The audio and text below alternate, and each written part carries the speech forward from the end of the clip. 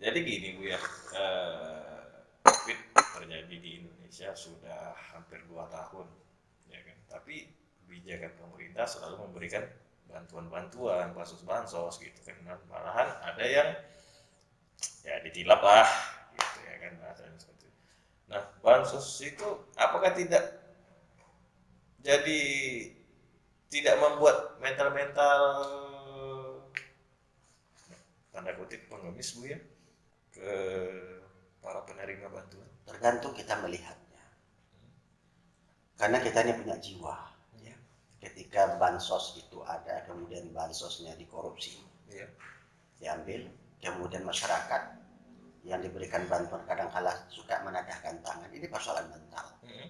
Mental bangsa kita itu sebenarnya kalau saya menilai, memang mental peminta itu tinggi.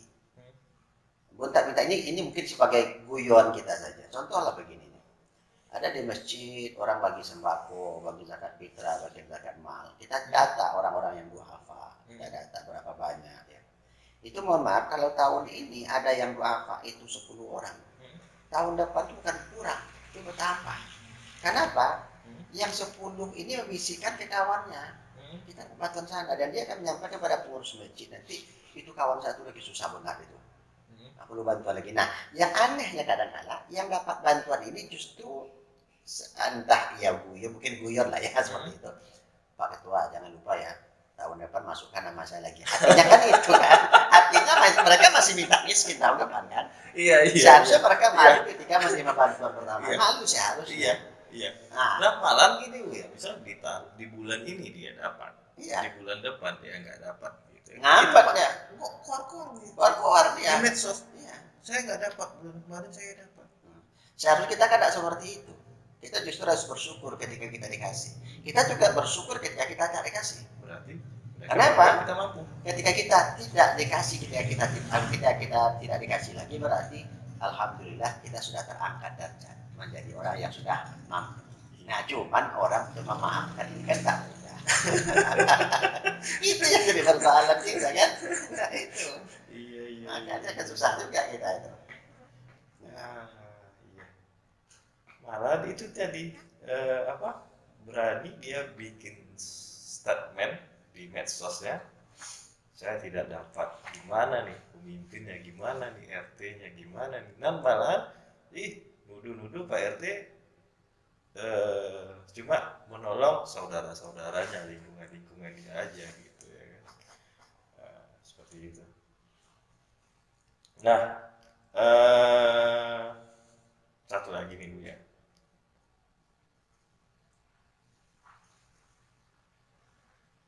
Di masa sekarang ini gitu ya kan, di COVID,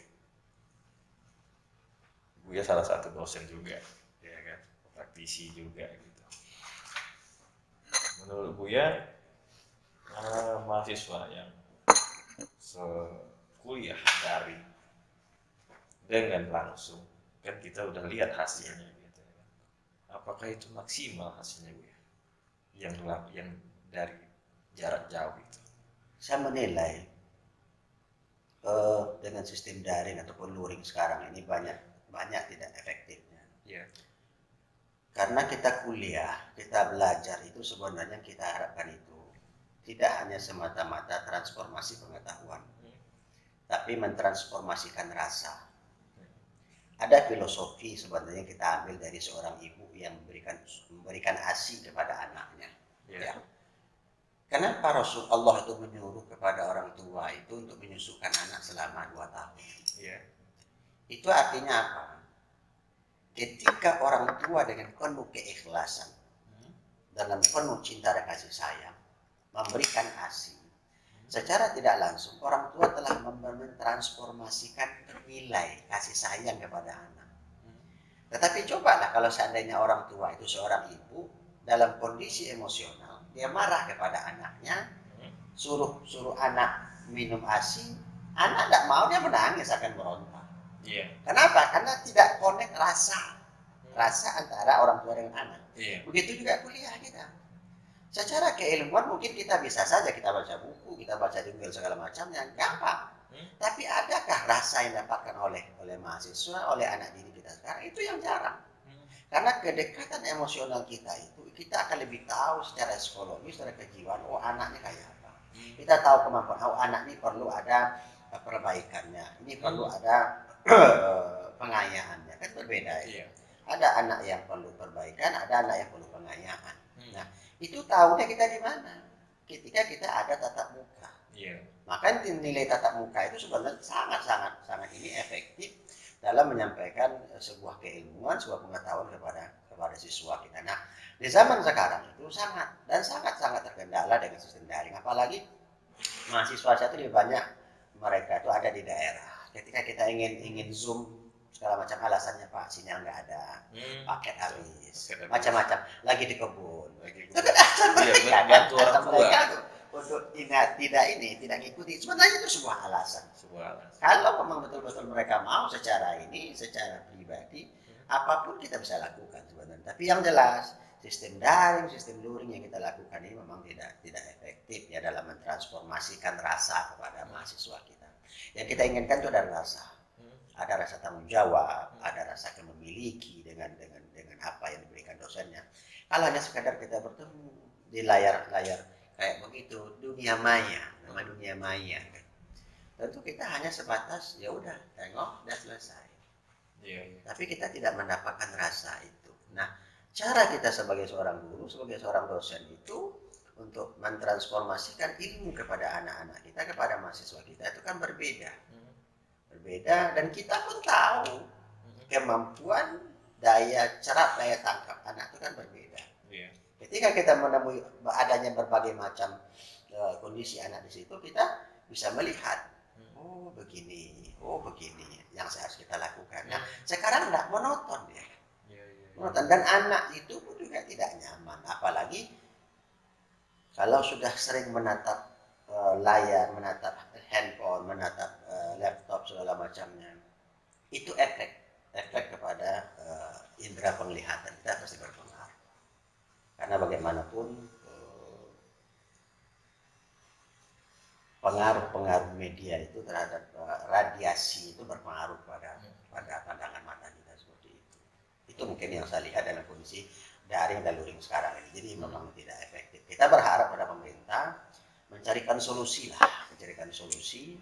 untuk bisa bertatap muka lagi, kemarin siswa-siswa bisa sekolah dengan baik, mahasiswa bisa tatap muka dengan sewajarnya, biar nanti ada rasa. Sekarang ini kan kedekatan dosen dengan mahasiswa, murid dengan gurunya hanya sebatas itu saja. Bahkan semenjak siswa baru masuk kemarin, tahun ajaran baru 2020 sampai sekarang, ada yang belum berjumpa dengan gurunya. Ada yang belum berjumpa dengan kawan. Kan begitu. Apakah ini yang diinginkan? Tidak. Karena Islam itu sebenarnya dulu awal-awal kita belajar halakoh. Kenapa kita bersentuhan lutut kita dengan kawan sebelah? Itu menanamkan nilai kebersamaan sebenarnya. Sekarang apa mau sentuh layar? Jadi tidak bisa bangun chemistry ya. Nah, itu dengan pengajar atau teman-teman. Iya, betul. Oke. Terima kasih Pak Masuri atau Buya Masuri ya kan. Dan untuk diketahui juga beliau juga salah satu dosen di perguruan tinggi yang ada di Kota Pekanbaru ini. Mudah-mudahan apa yang beliau sampaikan ada manfaatnya bagi kita semua dan setidaknya wawasan kita terbuka sesuai dengan judul kita Rumah Literasi, bukan begitu? Betul. Saya juga mohon maaf karena saya bukan sumber bukan sumber keilmuan, tapi hanya sekedar bincang-bincang ringan sekedar sharing mana bermanfaat untuk orang banyak, bisa kita aplikasikan dalam kehidupan kita sehingga nanti umat akan lebih baik lagi. Makasih atas waktu yang telah memberikan waktu kepada saya untuk datang ke Rumah Literasi ini. Mudah-mudahan Rumah Literasi tetap jaya, tetap komitmen dengan slogannya untuk senantiasa bisa membangun nuansa yang lebih baik lagi untuk ke depan, terutama untuk Kota Pekanbaru ini. Terima kasih. Mudah-mudahan Pak Masuri juga tercapailah salah satu cita-citanya. Itu kita rahasiakan dulu ya. Terima kasih Pak Masuri. Assalamualaikum warahmatullahi wabarakatuh.